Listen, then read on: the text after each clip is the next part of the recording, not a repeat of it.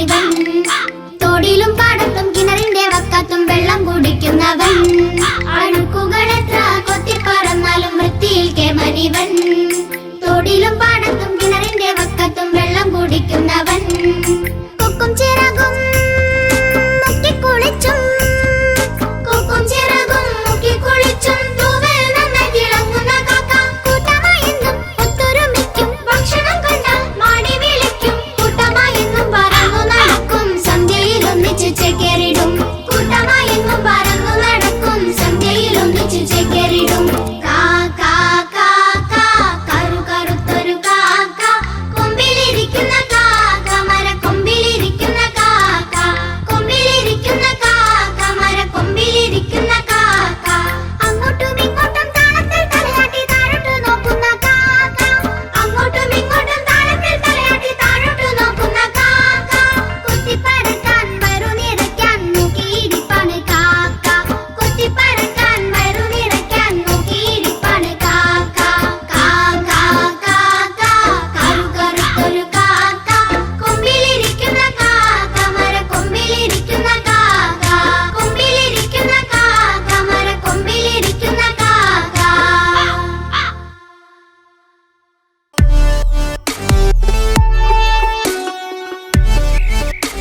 ഒരു ദിവസം രാജാവ് പ്രഭാത ഭക്ഷണം കഴിക്കുകയായിരുന്നു. അരെ വാ, എന്താ സ്വാദ്! ആരവിടെ? പാചകക്കാരനെ വിളിക്കൂ. എന്താണ് പ്രഭു അങ്ങ് വിളിപ്പിച്ചത്? ഇന്നത്തെ ഭക്ഷണം ഗംഭീരമായിട്ടുണ്ട്. ആരവിടെ? നമ്മുടെ പാചകക്കാരന് 100 പൊൻപണം കൊടുത്താലും. ഉത്തരവ് പ്രഭു.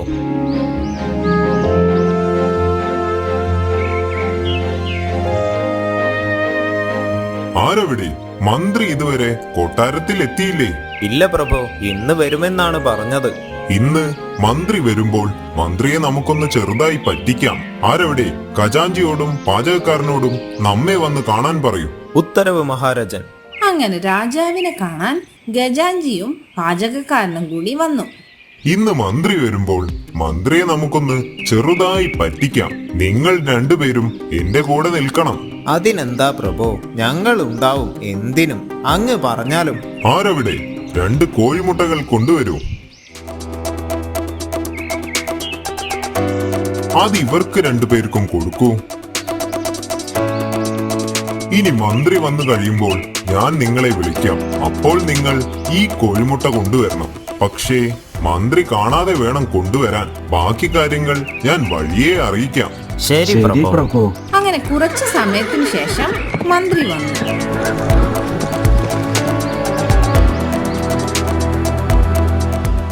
അമ്മയ്ക്ക് എങ്ങനെയുണ്ട് മന്ത്രി? അമ്മയ്ക്കിപ്പോൾ ആരോഗ്യ പ്രശ്നങ്ങളൊന്നുമില്ല. പിന്നെ ഇടയ്ക്കിടയ്ക്ക് എന്നെ സ്വപ്നം കാണും. അപ്പോൾ ഓരോന്നും പറഞ്ഞ് എന്നെ വിളിക്കുന്നതാ. ആ, അത് പറഞ്ഞപ്പോഴാ ഞാനും ഇന്നലെ ഒരു സ്വപ്നം കണ്ടു. എന്റെ മുത്തച്ഛന്റെ മുത്തച്ഛൻ ഒരു കാര്യം പറഞ്ഞു. എന്ത് കാര്യം? നമ്മുടെ കൊട്ടാരത്തിലെ ഉദ്യോഗസ്ഥയ്ക്ക് ഒരു സത്യസന്ധത ഇല്ല പോലും. അവർ വിശ്വസിക്കാൻ പറ്റാത്തവർ ആണെന്നും അവരുടെ സത്യസന്ധത തെളിയിക്കാൻ ഒരു മത്സരം വെക്കാനും മുത്തശ്ശൻ പറഞ്ഞു. എന്ത് മത്സരം? നമ്മുടെ രാജകുലത്തിൽ പോയി അവരോട് കോഴിമുട്ട കൊണ്ടുവരാൻ പറയുക. ഒരു കോഴിമുട്ടയെങ്കിലും കണ്ടെത്തുന്നവർ വിശ്വസ്തരാണെന്നും അല്ലാത്തവർ അവിശ്വസ്തരാണെന്നും അദ്ദേഹം പറയുന്നു. ഉദ്യോഗസ്ഥരുടെ സത്യസന്ധത പരിശോധിക്കാനുള്ള ഏറ്റവും നല്ല മാർഗം ഇത് മാത്രമാണെന്ന് മുത്തച്ഛൻ പറഞ്ഞു. ആട്ടെ, അങ്ങേക്ക് ഈ കൊട്ടാരത്തിൽ ആരൊക്കെയാണ് വിശ്വാസമില്ലാത്തത്? സംശയമെന്ത്? ഖജാഞ്ചിയും പാചകക്കാരനും. എന്നാൽ അവർ തമ്മിൽ മത്സരിച്ചാൽ പോരെ? പക്ഷേ എനിക്കൊരാഗ്രഹം. എന്താണ് പ്രഭു? മന്ത്രി അങ്ങുകൂടി അവരുടെ കൂടെ മത്സരിക്കണം. അതിനർത്ഥം അങ്ങേക്ക് എന്നെ വിശ്വാസമില്ലെന്നല്ലേ? കുഴപ്പമില്ല പ്രഭു, അങ്ങയുടെ ആഗ്രഹമല്ലേ, ഞാനും മത്സരിക്കാം. അങ്ങനെ എല്ലാവരും കുളത്തിനു ചുറ്റും ഒത്തുകൂടി. ഗജാഞ്ചിയും പാചകക്കാരനും കുളത്തിൽ പോയി പൊളിപ്പിച്ച മുട്ട ഓരോന്നായി തിരികെ കൊണ്ടുവന്നു. അടുത്തത് മന്ത്രിയുടെ ഊഴമായിരുന്നു. മന്ത്രി കുളത്തിൽ പോയെങ്കിലും മുട്ടയൊന്നും കണ്ടില്ല. മന്ത്രി കുളത്തിനു ചുറ്റും കുറ്റിക്കാടുകൾ, മരങ്ങൾ എന്നിവയുടെ ചുവട്ടിലും തിരഞ്ഞു. പക്ഷെ മുട്ടകളൊന്നും കണ്ടെത്തിയില്ല. അങ്ങനെ എല്ലാവരും സദസ്സിൽ ഒരുമിച്ച് കൂടി. മുട്ടകളൊന്നും കിട്ടാത്ത മന്ത്രിയെ നോക്കി ഗജാഞ്ചിയും പാചകക്കാരനും കളിയാക്കി ചിരിച്ചു. കൊക്കരക്കോ കൊക്കരക്കോ. മന്ത്രി, താങ്കൾ എന്തിനാണ് കൂകിയത്? പിടക്കോഴികൾ മാത്രമേ മുട്ടയിടാറുള്ളൂ. അവർ രണ്ടുപേരും ഓരോ മുട്ട സമ്മാനിച്ചതിനാൽ അവർ പിടക്കോഴികളാണ്. ഞാൻ പൂവൻ കോഴി. അതുകൊണ്ട് തന്നെ എനിക്ക് മുട്ടയിടാൻ കഴിയുകയുമില്ല. ഭലേ ബേഷ്, അതെനിക്കിഷ്ടപ്പെട്ടു. മന്ത്രിയുടെ ഒരു കാര്യം. അങ്ങനെ മന്ത്രി വീണ്ടും തന്റെ ബുദ്ധി തെളിയിച്ച് രാജാവിന് പ്രിയപ്പെട്ടവനായി.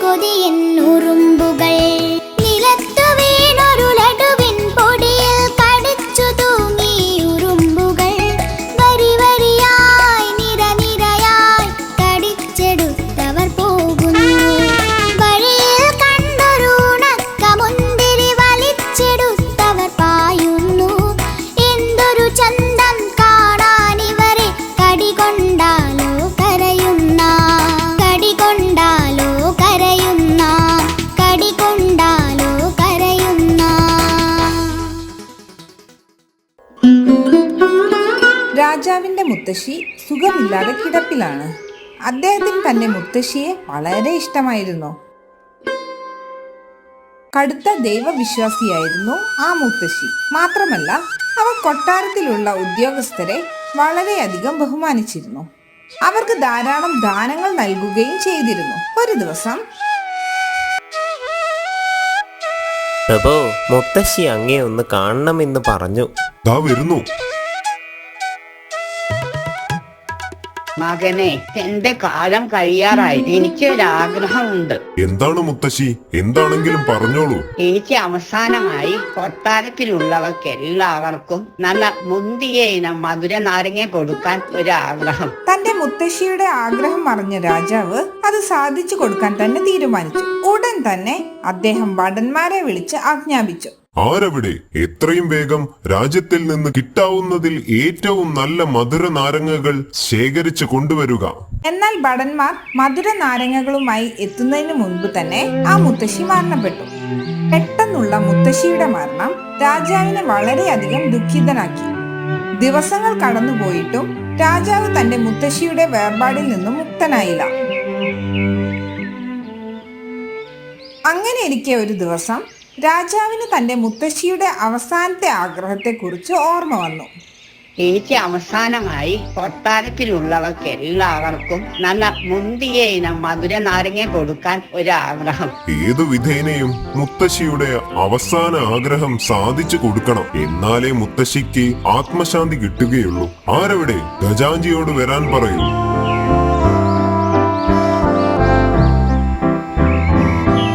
അല്ലയോ ഗജാഞ്ചി, എന്റെ മുത്തശ്ശി അവസാനമായി ഒരു ആഗ്രഹം പറഞ്ഞിരുന്നു. അതെനിക്ക് എത്രയും പെട്ടെന്ന് സാധിച്ചു കൊടുക്കണം. തീർച്ചയായും പ്രഭു, അത് നമ്മുടെ ഓരോരുത്തരുടെയും കടമയാണ്. എന്തായിരുന്നു ആ ആഗ്രഹം? കൊട്ടാരത്തിലുള്ളവർക്ക് എല്ലാവർക്കും നല്ല മുന്തിയ ഇനം മധുര നാരങ്ങ ദാനം നൽകാൻ ആഗ്രഹിച്ചിരിക്കുന്നു. എന്നാൽ ആ ആഗ്രഹം സാധിക്കാതെയാണ് മുത്തശ്ശിയുടെ മരണം സംഭവിച്ചത്. അവസാനമായി മുത്തശ്ശി തന്നോട് ആവശ്യപ്പെട്ട ആ ആഗ്രഹം സാധിച്ചു കൊടുത്താൽ മാത്രമേ മാതാവിന് ആത്മശാന്തി ലഭിക്കൂ എന്ന് ഞാൻ വിശ്വസിക്കുന്നു. അതിനായി ഞാൻ എന്താണ് ചെയ്യേണ്ടത്? ഇത് കേട്ട ഗജാഞ്ചിയുടെ ഉള്ളിൽ അത്യാഗ്രഹം കടന്നുകൂടി. ഒരു നിമിഷം ആലോചിച്ചതിനു ശേഷം രാജാവിനോട് പറഞ്ഞു, അല്ലയോ പ്രഭു, മുത്തശ്ശിക്ക് സഫലമാക്കാൻ കഴിയാത്ത അവസാനത്തെ ആഗ്രഹം പൂർത്തീകരിക്കാൻ ഒരു ഉപായമുണ്ട്. ഇത് കേട്ട രാജാവ് ആകാംക്ഷയോടെ ഗജാഞ്ചിയോട് പറഞ്ഞു, ആ ഉപായം എന്തു തന്നെയായാലും എന്നോട് പറഞ്ഞാലും ഞാനത് മുത്തശ്ശിക്ക് വേണ്ടി നിറവേറ്റുക തന്നെ ചെയ്യും. പ്രഭു, മധുര നാരങ്ങയ്ക്ക് പകരം കൊട്ടാരത്തിലുള്ളവർക്ക് എല്ലാവർക്കും സ്വർണ്ണ നാരങ്ങ ദാനം നൽകിയ തീർച്ചയായും മുത്തശ്ശിക്ക് ആത്മശാന്തി കിട്ടുന്നതായിരിക്കും. സ്വർണ്ണ നാരങ്ങ എന്ന് കേട്ടപ്പോൾ രാജാവ് ഒന്ന് അമ്പരന്നു. എന്നാലും മുത്തശ്ശിയുടെ അവസാനത്തെ ആഗ്രഹം സഫലമാകാൻ പോകുന്നതിന്റെ സന്തോഷത്തിൽ രാജാവ് മറ്റൊന്നും ചിന്തിക്കാതെ അത് സമ്മതിച്ചു. അടുത്ത ദിവസം തന്നെ സ്വർണ്ണ നാരങ്ങ ദാനം ചെയ്യുവാൻ തീരുമാനിച്ചു. ഇതിനായി എല്ലാവരെയും രാജാവ് ക്ഷണിക്കുകയും ചെയ്തു. എന്നാൽ വിവരമെല്ലാം അറിഞ്ഞ മന്ത്രി അത്യാഗ്രഹിയായ ഗജാഞ്ചിയെ ഒരു പാഠം പഠിപ്പിക്കാൻ തന്നെ തീരുമാനിച്ചു. അതിനായി അദ്ദേഹം ഗജാഞ്ചിയെ ചെന്ന് കണ്ടു.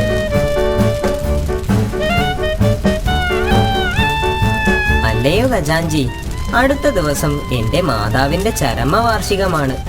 മരണത്തിനു മുമ്പ് മാതാവിന്റെ ഒരു ആഗ്രഹം സഫലമാക്കാൻ എനിക്ക് കഴിഞ്ഞിരുന്നില്ല. അതുകൊണ്ട് ആ ആഗ്രഹം പൂർത്തീകരിക്കാൻ കൊട്ടാരത്തിലുള്ളവർക്കെല്ലാവർക്കും ദാനം നൽകാൻ ഞാൻ ആഗ്രഹിക്കുന്നു. ഈ ദാനത്തിലൂടെ എന്റെ മാതാവിന് ആത്മശാന്തി കിട്ടുമെന്ന് ഞാൻ വിശ്വസിക്കുന്നു. അതുകൊണ്ട് നാളെ നിങ്ങൾ എന്റെ വീട്ടിൽ വന്ന് ദാനം സ്വീകരിക്കണം. തീർച്ചയായും ഞാൻ അങ്ങയുടെ വീട്ടിൽ വരുന്നതായിരിക്കും. പക്ഷേ രാവിലെ രാജാവിന്റെ കയ്യിൽ നിന്നും ദാനം സ്വീകരിക്കേണ്ടതുണ്ട്. അതിനുശേഷം മാത്രമേ അവിടേക്ക് വരാൻ സാധിക്കുകയുള്ളൂ. മന്ത്രി പോയി കഴിഞ്ഞതും ഗജാഞ്ചി മനസ്സിൽ പറഞ്ഞു, നാളെ നമുക്ക് വളരെ നല്ല ദിവസമാണ്. രാജാവിന്റെ കയ്യിൽ നിന്നും മന്ത്രിയുടെ കയ്യിൽ നിന്നും കാര്യമായി തന്നെ കിട്ടും. അതുകൊണ്ട് കുറെ നാൾ സുഖമായി കഴിയാം. നാളെ തന്നെ തേടി വരാൻ പോകുന്ന സൗഭാഗ്യത്തെയും സ്വപ്നം കണ്ട് ഗജാഞ്ചി കിടന്നു. പിറ്റേന്ന് രാവിലെ തന്നെ ഗജാഞ്ചി രാജാവിനെ കാണാൻ പോയി. രാജാവിന്റെ കയ്യിൽ നിന്നും സ്വർണ്ണ നാരങ്ങ വാങ്ങി ഗജാഞ്ചി മന്ത്രിയുടെ വീട്ടിലേക്ക് യാത്രയായി. തന്റെ വീട്ടിലെത്തിയ ഗജാഞ്ചിയെ മന്ത്രി സ്വീകരിച്ചു. എന്നിട്ട് ദാനം സ്വീകരിക്കാൻ കാത്തിരുന്ന ഗജാഞ്ചിയോട് പറഞ്ഞു, എന്റെ മാതാവിന് കാലിൽ വാതരോഗമായിരുന്നു. മാതാവിന്റെ അവസാനത്തെ നാളുകളായപ്പോൾ വാതരോഗം മൂർച്ഛിച്ചു. മാതാവിന് കാൽവേദന സഹിക്കാൻ പറ്റാതെ വരുമ്പോൾ ഇരുമ്പ് കമ്പി ചൂടാക്കി കാലിൽ വെച്ചു കൊടുക്കാൻ ആവശ്യപ്പെടുമായിരുന്നു. എന്നാൽ ഞാൻ ഒരിക്കലും അത് ചെയ്തില്ല. മാതാവിന്റെ ആ അവസാനത്തെ ആഗ്രഹം സാധിക്കാൻ നിങ്ങൾ എന്നെ അനുവദിക്കണം. ഇത് കേട്ടതും ഗജാഞ്ചി ഒന്ന് ഞെട്ടി. എനിക്ക് എങ്ങനെയാണ് നിങ്ങളുടെ മാതാവിന്റെ ഈ ആഗ്രഹം സാധിച്ചു കൊടുക്കാൻ കഴിയുന്നത്? ഗജാഞ്ചിയുടെ ഈ ചോദ്യം കേട്ട് മന്ത്രി ഉടൻ തന്നെ ചൂടാക്കാൻ വെച്ചിരുന്ന ഇരുമ്പ് കമ്പി കാണിച്ചു കൊടുത്തു. മാതാവിന്റെ ആ ആഗ്രഹം സഫലമാക്കാൻ നിങ്ങൾ എന്നെ സഹായിക്കണം. ഞാനിപ്പോൾ ഒരു ഇരുമ്പ് കമ്പി നിങ്ങളുടെ കാലിൽ വെക്കാൻ പോവുകയാണ്. അതിലൂടെ എന്റെ മാതാവിന് ആത്മശാന്തിയും കിട്ടും. മന്ത്രി തന്റെ കാലിൽ ചൂട് ഇരുമ്പ് കമ്പി വെക്കുമെന്ന് ഭയന്ന ഖജാൻജി മന്ത്രിയോട് പറഞ്ഞു, അല്ലയോ മന്ത്രി, അങ്ങ് എന്താണ് ഈ പറയുന്നത്? ഇതൊരിക്കലും സാധ്യമല്ല. ചൂട് ഇരുമ്പ് കമ്പി എന്റെ കാലിൽ വെച്ചാൽ എങ്ങനെയാണ് നിങ്ങളുടെ മാതാവിന്റെ ആത്മാവിന് ശാന്തി കിട്ടുന്നത്? രാജാവിന്റെ മുത്തശ്ശിയുടെ അവസാനത്തെ ആഗ്രഹം രാജാവ് സ്വർണ്ണ നാരങ്ങ ദാനം ചെയ്യുന്നതിലൂടെ സഫലമാകുമെങ്കിൽ എന്റെ മാതാവിന്റെ ആഗ്രഹവും തീർച്ചയായും ഈ ചുട്ടുപഴുത്ത ഇരുമ്പ് കമ്പി നിങ്ങളുടെ കാലുകളിൽ വെക്കുന്നതിലൂടെ സഫലമാകും. ബുദ്ധിശാലിയായ മന്ത്രി തന്നെ തന്ത്രപൂർവ്വം കുടുക്കിയതാണെന്ന് മനസ്സിലാക്കിയ ഖജാൻജി ഉടൻ തന്നെ മന്ത്രിയുടെ കാൽക്കൽ വീണു മാപ്പ് അപേക്ഷിച്ചു. ഇനി ഒരിക്കലും ഈ തെറ്റ് ആവർത്തിക്കുകയില്ലെന്ന് ഉറപ്പു നൽകുകയും ചെയ്തു. മാത്രമല്ല, ആ സ്വർണ്ണ നാരങ്ങകൾ തിരികെ നൽകിക്കൊണ്ട് മന്ത്രി രാജാവിനോട് പറഞ്ഞു, അല്ലയോ പ്രഭു, നമ്മൾ ദാനം ചെയ്യുന്നത് വളരെ മഹത്തരമായ കാര്യമാണ്. പക്ഷേ നമ്മൾ ചെയ്യുന്ന ഈ സൽക്കർമ്മം വളരെ ബുദ്ധിപൂർവമായിരിക്കണം. ഉചിതമായ കൈകളിലാണ് ഇത് എത്തിച്ചേരുന്നത് എന്ന് ഉറപ്പുവരുത്തേണ്ടത് ആവശ്യമാണ്. രാജാവിന് തന്റെ അബദ്ധം മനസ്സിലായി. ഇനി ദാനം ചെയ്യുമ്പോൾ തീർച്ചയായും ശ്രദ്ധിക്കുമെന്ന് മന്ത്രിക്ക് ഉറപ്പു നൽകി. മാത്രമല്ല, മന്ത്രിയുടെ ബുദ്ധിശക്തിയിൽ അതീവ സന്തുഷ്ടനായ രാജാവ് ധാരാളം സ്വർണ്ണ നാണയങ്ങൾ അദ്ദേഹത്തിന് സമ്മാനം നൽകുകയും ചെയ്തു.